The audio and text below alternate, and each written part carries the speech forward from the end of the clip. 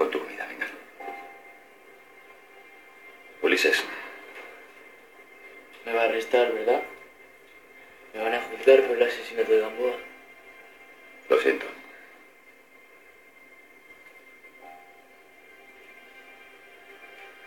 No se disculpe.